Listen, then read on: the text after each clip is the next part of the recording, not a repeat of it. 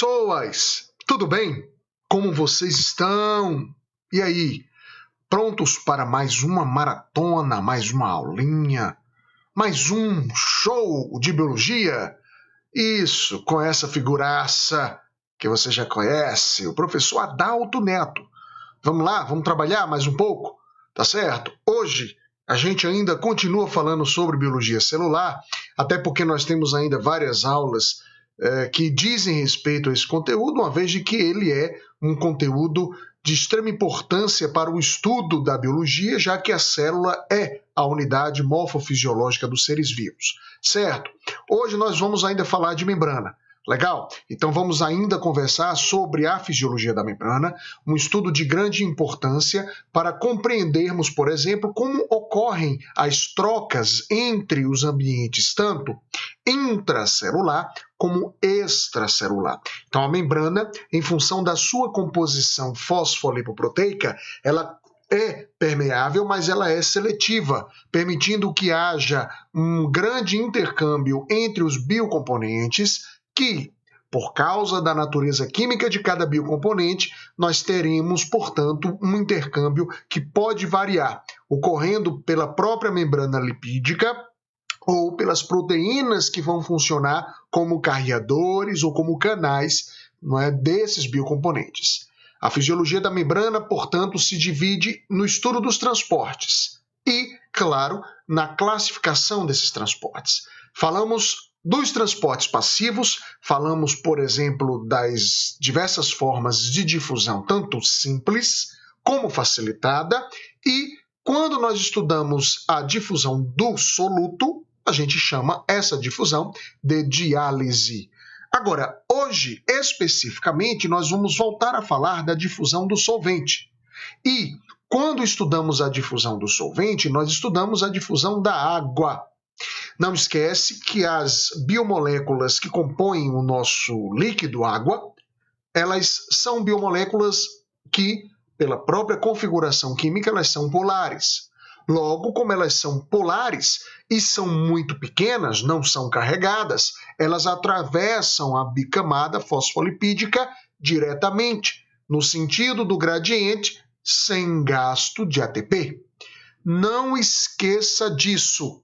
Se não há gasto de ATP, não há, portanto, gasto energético para que a água seja transportada, tanto do meio intra para o extra, como do extra para o intra. Esse processo a gente chama de osmose, e a osmose ela precisa ser estudada tanto no tocante aos seres animais como aos seres vegetais. Diante disso, nós temos dois modelos osmóticos. Presta atenção. Dois modelos osmóticos. O modelo osmótico animal, cujas células principais estudadas são as células do tecido sanguíneo. Por que, Adalto Neto? Porque as células do tecido sanguíneo são células que estão envolvidas em um ambiente extracelular aquoso. Não se esqueça que o tecido conjuntivo, chamado de tecido sanguíneo, é um tecido cujo interstício ele é aquoso. Logo, as nossas células elas estão envolvidas em água. E esse líquido ele é chamado de plasma. Repetindo, modelo animal, osmose, plasma. Dentro dessa, vamos dizer assim, substância intercelular, o plasma, as principais células do sangue, vocês inclusive estão vendo, por exemplo, que essas células, vou colocar um ponteirinho aqui, vocês estão vendo que essas células, elas encontram-se aqui nesse detalhe da imagem, elas encontram-se não somente inúmeras delas com essa caracterização avermelhada, discoides bicôncavas, como essas maiores aqui que estão no centro. Então, nessa lâmina, a gente consegue perceber que eu tenho dois tipos específicos de células, as células que são chamadas de hemácias e os leucócitos. No caso das hemácias, como são as células mais numerosas, nós vamos dizer, portanto, que essas células elas são o nosso modelo osmótico. Legal? Diante disso, vocês vão ver o seguinte. Quando usamos uma solução, por exemplo, salina e colocamos essas células em soluções com diferentes concentrações, por exemplo, com concentrações menores que 4%, ou em torno de 9%, ou em torno de 1%, enfim, essas concentrações elas vão variando, 0,9%, 1,5%, enfim, cada concentração vai, portanto, ter um comportamento de entrada e de saída de água das células que vai variar. Geralmente a gente usa para mantermos uma certa situação padrão, nós usamos 3 concentrações interessantes, importantes, para se destacar os 3 momentos de análise osmótica usando a hemácia como modelo. As soluções, por exemplo, a 0,4% de sal, as soluções a 0,9% e as soluções a 1,5%. A 0,9% dessa solução salina, a gente observa as hemácias aqui no centro, em um meio que nós chamamos de isotônico. Lembrando da nossa questão conceitual, quando falamos de isotonia, isotonia é um ambiente onde as soluções elas estão em iguais concentrações. Não esqueça que a concentração ela depende da massa do soluto e do volume da solução. A massa, nesse caso aqui, do soluto, que envolve o sal, é a massa que nós vamos analisar enquanto concentração salina para entendermos o comportamento das hemácias no sentido de entender a osmose animal. Então veja, a 0,9% nós temos um ambiente onde a entrada e a saída de água mantém uma quantidade próxima, obviamente, do igual, ou seja, do que é igual em termos de concentrações e, portanto, nós vamos chamar esse tipo de meio de isotônico. No momento que você põe essa hemácia em um meio hipertônico, a uma concentração de 1,5% de solução salina, ora, se o meio é mais concentrado, pelo próprio conceito de osmose, a água ela tende a ser deslocada do meio de menor concentração salina para o meio de maior concentração. É isso que define a osmose. Logo, num ambiente de 0,9, ou melhor, de 1,5%, observe que as hemácias elas perdem água ao ponto de murcharem. Quando elas murcham, a gente vai ver, quando elas murcham, nós vamos perceber que essas células elas estão crenadas. Está aqui o nome, ó. Tá aqui a terminologia. Crenação. Ou seja, em um ambiente onde eu tenho um meio mais concentrado que a hemácia tende a perder água. Chamamos isso de crenação. Agora, em oposição, numa solução hipotônica a 0,4%, um ambiente bem mais abaixo do que seria o isotônico, observe que as hemácias elas encontram-se, portanto, em um meio menos concentrado que elas. Logo, a tendência é que a água entre nas células. Observe aqui as setas, a água está invadindo um ambiente citoplasmático. Logo, se a água está invadindo um ambiente citoplasmático, ocorre o enchimento dessas células como se fossem balões. E como se trata de uma célula que não apresenta um revestimento mecânico de proteção, como uma parede celular, essas células tendem, como a gente vê aqui na imagem, essas células tendem a se romper. E ao se romper, chamamos isso de morte da célula, ou hemólise. Lembra de hemácia? Hemólise. Legal? Se há uma hemólise, há uma plasmoptise. As células elas estão mortas, porque elas morrem em função do excesso de água. Legal?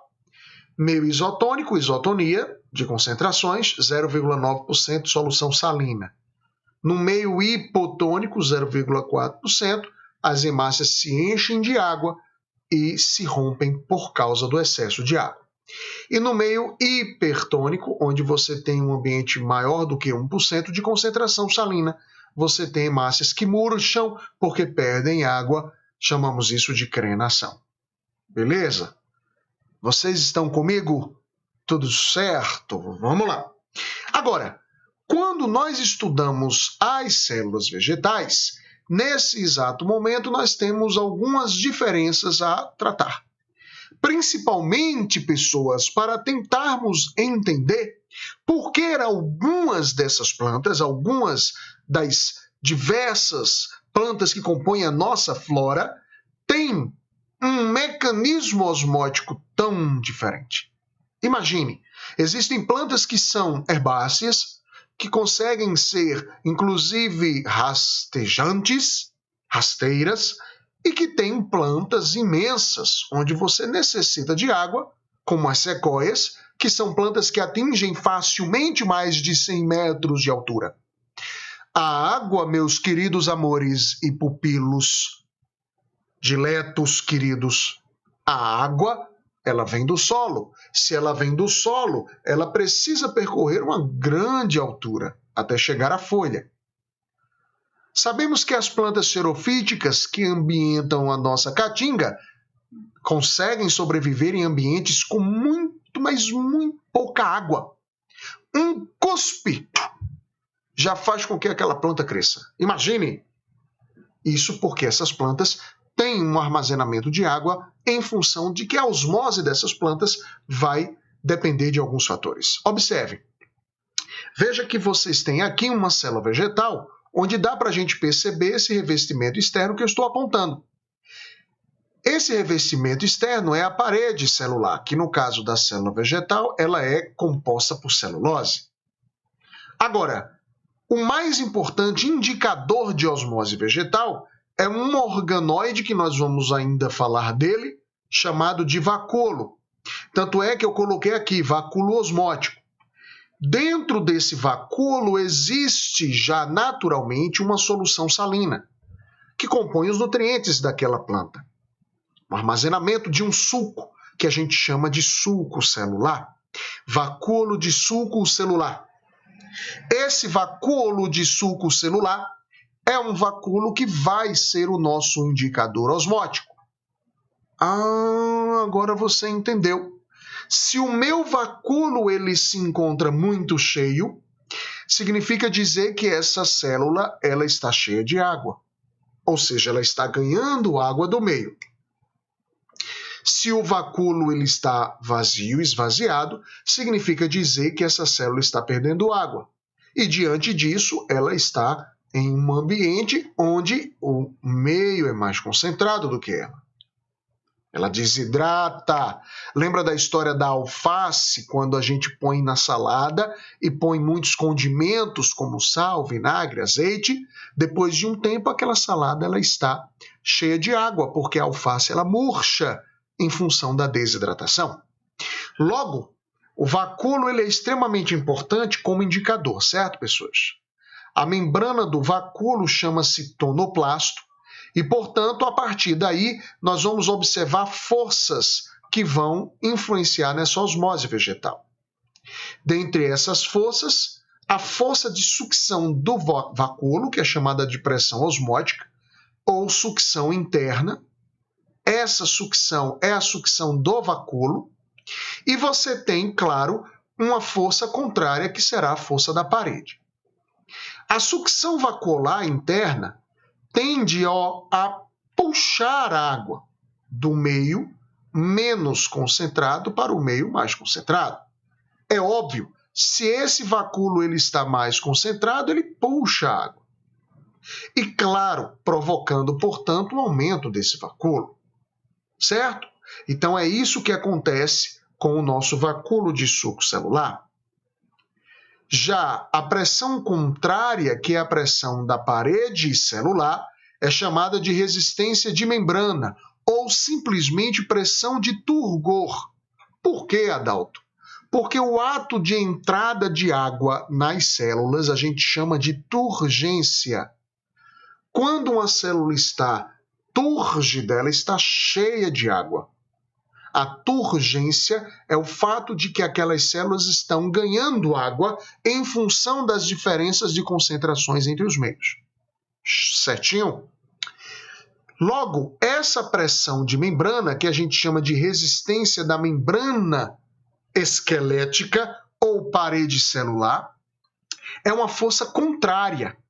Ela atua, contrária justamente à força de sucção da água.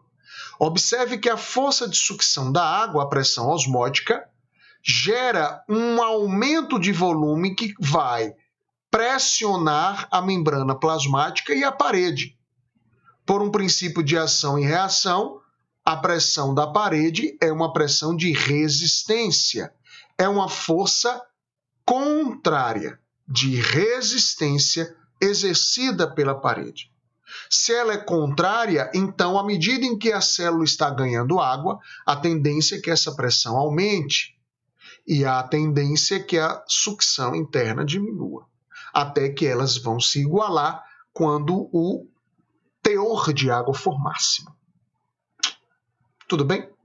Logo, recapitulando, você tem uma pressão osmótica, que é uma pressão de entrada da sucção interna do vacúolo, e tem uma pressão de turgor, que é uma pressão contrária, justamente exercida pela parede celular, que aqui nós chamamos de membrana esquelética. No momento em que você usa as diferenças entre essas pressões, nós chegamos a uma equação, que é justamente o resultado da entrada de água que a célula obteve. Esse resultado é um déficit, também conhecido como de sucção celular, ou, como eu gosto, déficit de pressão de difusão. Ou seja, uma diferença entre as pressões de entrada de água e de resistência. A gente pode, inclusive, colocar isso dentro de uma equação. O déficit de pressão de difusão é a diferença da pressão osmótica, que é a sucção interna, pela pressão de turgor, que é a força M de resistência. Diante disso, nós temos inclusive duas equações para entendermos essas diferenças osmóticas nas células vegetais. Então veja que o modelo vegetal requer um certo raciocínio para que nós entendamos completamente como esses déficits eles ocorrem. Vamos lá? Vamos ver as soluções, certo? Uma célula normal, numa solução menos concentrada, se o meio é menos concentrado, o vacúolo passa a ser mais. A tendência é que a água entre na célula e, portanto, agora olha o meu vacúolo, observe aqui logo do lado, do meu ladinho, que o meu vacúolo ele está imenso. Claro, a célula ganhou tanta água, mas tanta água, que ela não estoura por causa da parede, que é uma resistência mecânica, mas ela chega a uma situação limite, como se tivéssemos uma bexiga no seu limite antes do estouro. Legal? Se a gente vai analisar, portanto, essas diferenças de pressões, a gente vai ver o seguinte: uma célula túrgida, está aqui o nome, que é uma célula cheia de água, ela tem uma igualdade das suas pressões, tanto de osmose como de membrana esquelética. Como assim? Lembre que eu coloquei há pouco tempo. À medida que a água está entrando na célula, observe que ela está entrando aqui, a seta está bem maior. À medida em que a água está entrando na célula, cria-se uma determinada resistência da própria parede, contrária a essa entrada de água da célula. Então, o volume do vacúolo vai sendo limitado. À medida em que a pressão de turgor aumenta, a pressão osmótica diminui, até que chega um determinado momento onde a resistência é máxima. A pressão de turgor sendo máxima, ela iguala-se àquela pressão osmótica. Então, nesse momento, como ambas as pressões são iguais, não há déficit de difusão, de pressão de difusão, ou seja, a célula não ganha água porque ela não pode correr risco de gerar alguma determinada lesão. Ela não estoura, mas chega a um limite onde não há mais ganho de água. Imagine uma bola, uma bexiga bem cheia, onde se a gente soubesse que ao passo que você sopra mais um pouco, ela estouraria, não é? Se a gente soubesse esse limite, nós não iríamos soprar naquele momento e, portanto, naquele momento a situação, não é, de sopro seria nula e em relação à nossa célula, naquele momento não entra mais água na célula. Logo, uma célula túrgida, a gente diz que o déficit de pressão de difusão é igual a zero. Se o déficit de pressão de difusão é igual a zero, portanto, as duas pressões são iguais, PO igual a PT, sabendo que dPd é igual a PO menos PT. Se dPd é zero, passa PO para o primeiro termo, PO é igual a PT. Então, a gente só faz confirmar essa equação. Célula em meio hipotônico, o meio é menos concentrado que a célula. Certo? Não esqueça que sempre a relação entre o meio e a célula, ok? Já numa situação contrária, observe que nessa situação contrária, nós temos um ambiente que é hipertônico, mais concentrado e, portanto, a água tende a sair da célula. Se a água tende a sair da célula, a célula tende a murchar. Olha que o meu vacúolo diminui. E observe que a minha membrana, ela se desgarra da parede. Ora, se eu não estou forçando a parede, significa dizer que essa minha pressão de parede é zero.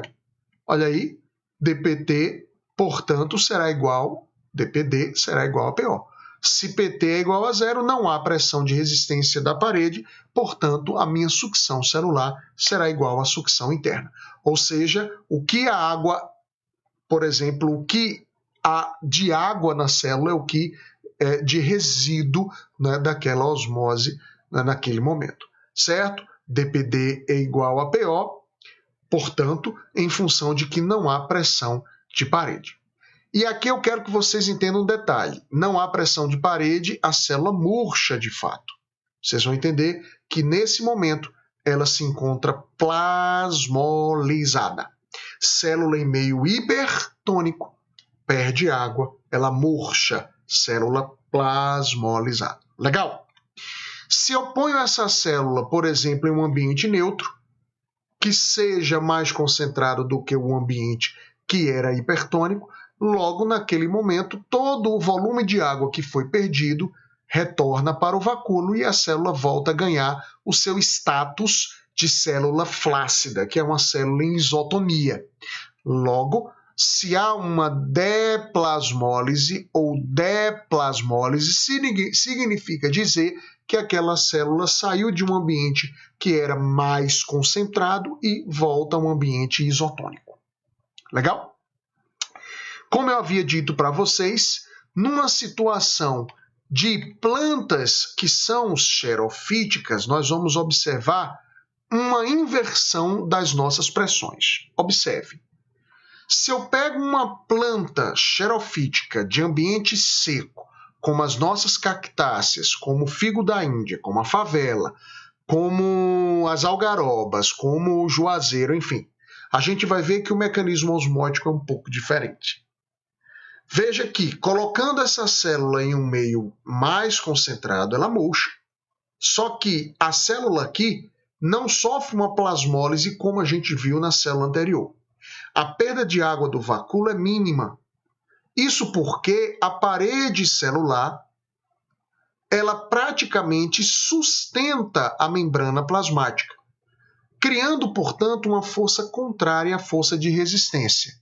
Ao invés dessa parede resistir a uma pressão, ao invés dela resistir à força que vem de dentro para fora, ela impede que a célula murcha, segurando, portanto, a célula, evitando uma perda maior de água.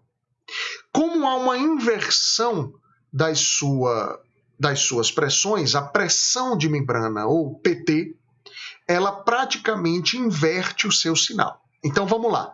Se a equação era SC igual a SI menos M, ou dPd igual a PO menos PT, eu posso até dizer que menos aqui nada mais é do que menos mais M. Ou seja, é como se essa pressão de resistência de M fosse positiva. Numa situação de plantas xerofíticas, M passa a ser negativa. Então, SI menos M. Então, era aqui mais M, passou a ser menos M. Como eu inverto o sinal, e agora analisando-se, claro, né, aqui lembrando um pouco da matemática dos sinais, menos com menos dá mais, portanto a minha equação ela finaliza como SC igual a SI mais M, e nesse sentido o resíduo aqui já não é mais um déficit, e sim uma soma. Aquilo que a água dentro daquela planta, que ao invés de sair, ela se mantém, e portanto isso explica que aquela célula termina armazenando mais água do que o normal, principalmente em ambientes de clima seco. Certo? Ok? É a única mudança nesse sentido da pressão PT ou da pressão M que altera a sucção celular. Certo, pessoas? Então, célula túrgida, meio que é hipo, ela ganha água. Célula plasmolizada, meio que é, por exemplo, mais concentrado, ela perde água. Célula que pode, inclusive, ter o retorno dessa água por deplasmólise. E células de vegetais xerofíticos que, ao invés de um déficit, eu tenho uma soma e, portanto, eu mantenho o conteúdo hídrico dentro dessa célula. Legal? Muito bom? E é por isso que, fazendo alguns experimentos, a gente vê tranquilamente, um alface aqui, onde eu coloco sal, um ambiente concentrado, essa alface ela vai murchando e vai perdendo água, a gente vê aqui no prato o excedente de água. E na nossa caatinga, uma vegetação extremamente seca, que dá para ver algumas cactáceas, a favela, plantas que conseguem, não é, suportar momentos de estiagem extremos e, portanto, momentos esses onde, por causa daquela inversão da nossa osmose, nós temos um armazenamento de água dessas células. Legal? Muito bom o encontro de hoje, apenas falando de osmose, modelos animais e vegetais. Muito bom. Saudades, saudade, palavra triste, quando se perde um grande amor. Saudades, meus queridos alunos lindos. Um beijo no coração de todos. Até a próxima. Tchau, tchau!